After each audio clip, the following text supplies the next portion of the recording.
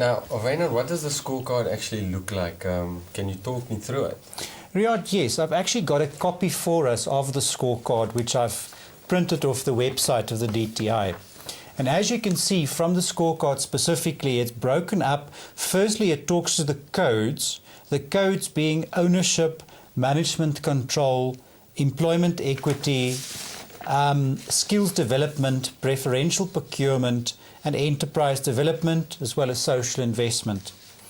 When we talk about ownership per se, this counts 20 points or 20% of your overall BEE strategy.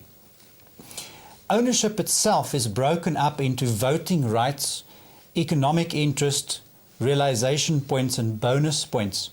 And to give you one or two examples, voting points you'll get, for example, if you have exercisable voting rights in the enterprise in the hands of black people, you get 3 points. If your exercisable votes are in the hands of black women, you get an additional 2 points. Then you've got a category called economic interest.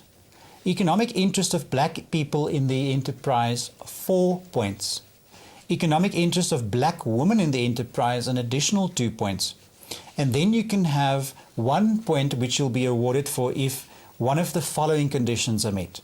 Economic interest of the following black natural people in the enterprise, black designated groups, black participants in employee ownership schemes, black beneficiaries of special or general benefit schemes, black participants in cooperatives. Let's skip the next one and just look at bonus points. You can get a bonus point under equity if you have, for example, involvement in the ownership of the enterprise of black participants and employee ownership scheme of broad-based ownership schemes, or if you have cooperatives involved. Let's look at management control. Under management control, it's also a total of 10 points. And this refers directly back to the code dealing with management within the Black Economic Empowerment Initiatives. Code 200 deals with management control. And that's broken up into board participation, top management, and bonus points again. Let's look at the top management. If you have senior black top management adjusted using the adjusted recognition of gender, you can get 3 points. If you have black other top management adjusted using the adjusted recognition for gender, you can have an additional 2 points. Moving along to employment equity. Employment equity, code 300, can give you another set of 15 points. For example, and I'm just going to look at one example here, black employees in middle management as a percentage of all such employees using the adjusted recognition for gender can give you an additional 4%. Moving along to skills development. Riyadh, if you're actually engaged in skills development within your organization, in other words, you're constantly developing the human capital base of your organization, you can get an additional 15 points for this. Then preferential procurement can give you 20 points. Now, what is preferential procurement? Let's look at this.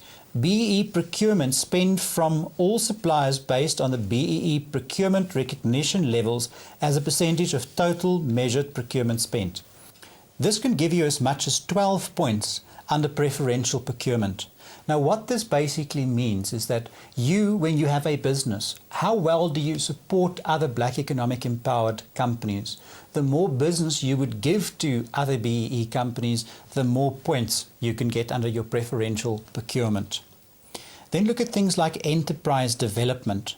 Enterprise development can earn you another 15 points, and this measures the extent to which the company carries out initiatives contributing to enterprise development. Lastly, you can get an additional 5 points for socio-economic development. And here you're looking at the average value of all qualifying contributions made by the company measured from the commencement of this statement or the inception date to the date of measurement as a percentage of the target. And that can give you an additional 5%, as I said. So overall, you can earn 100 points, depending on how well you meet the criteria as listed in the codes and in the specific scorecard. Where can I actually get help in order to understand what's specifically going on? I got a broader understanding, but like we cannot specifically. The best way of going about it is to get yourself a copy of the scorecard and then to start step by step reading through the codes so that you can understand exactly how to score using the codes. Then draw up your own scorecard and do a bit of a self-scoring exercise before you get a rating agency in to come and help you.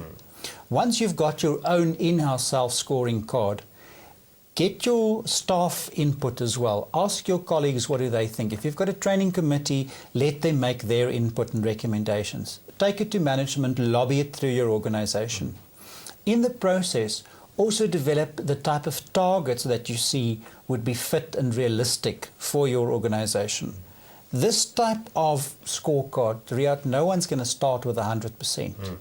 But what we should do is to start looking at these issues, because these are the real issues that will make a difference in terms of our economic future in this country.